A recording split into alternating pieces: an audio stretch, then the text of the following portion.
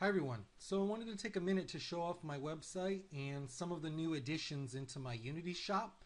I just wanted to make a disclaimer, and even though I call it a Unity shop, that these assets are basically art content in the form of FBX files and PSD and TGA texture files. So they're usable in 3D Studio Max, Maya, Modo, Blender, anything that will open an FBX file or a Targa texture file.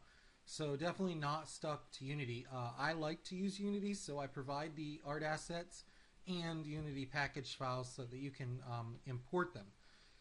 Most everything on my site is designed for mobile game development. There's no standard shader here, none of that stuff. This is all optimized mobile shaders that I've either created custom shaders like I did for these buildings that allow you to put a black and white mask in, and you get reflective windows that reflect basically your skybox or cube map or anything that you want. But we're not doing anything here. I'm not doing anything here that uses anything specific to Unity 4 or Unity 5, with the exception of the Unicar vehicle physics.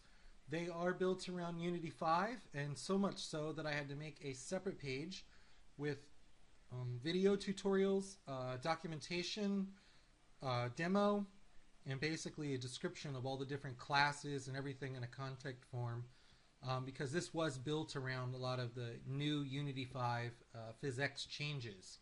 So it will not work in Unity 4. So that's pretty much the one exception to that. The rest of these things like this is actually, this car asset here is using a custom car paint shader that is reflective and reflecting a cube map. So it's optimized. The amount of instructions in the shader and all of that are optimized for mobile. The poly count's optimized and the textures are optimized. So I spent several years working as a Nintendo DS and Nintendo Wii developer. The Nintendo DS and 3DS and 2DS are really limited platforms, even more so than your mobile phones today. So I brought a lot of that experience with me when it came to designing and optimizing these assets to work well on mobile devices.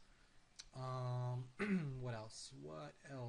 So there's a lot of different things on here, some hard surface models, a lot of characters.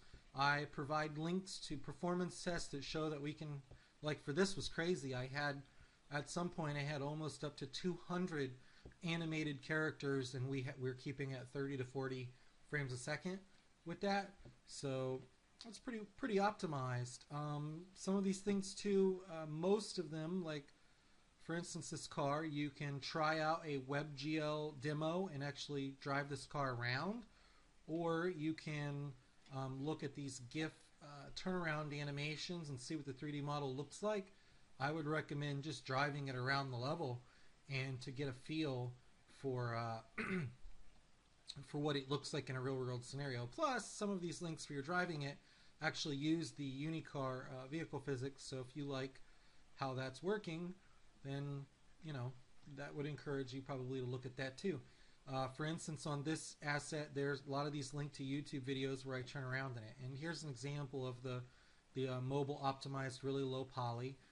They all utilize texture atlasing, so this entire garage, with the exception of one or two textures, it's the beams and the floor, they tile, so they're on their own texture sheet, but everything else in this room is on a single texture sheet. So want to keep those draw calls down really low. The same thing applies for, let's say, these zombie characters. So we have a lot of different zombies, and yet they're all atlased on the same texture sheet. So if you have that, if you're using Unity 5 and you get the skinned mesh render or the dynamic batching for free in that or whatever, then of course you can batch all these things that you have animating around, and they are all sharing the same texture sheet. This was also crazy, 120 different zombies in the browser. It was when, in the web player, all of them, and they all share the same animations too, so every one of them could have unique and different animations. It's just really cool. There were a lot of animations on here. I think 23 different animations on these. So there's just lots of really cool stuff in here. And if you don't want to use these art assets in You have the the Jim Sterling effect off of YouTube where he says, "Oh, they're repurposing assets without changing the art."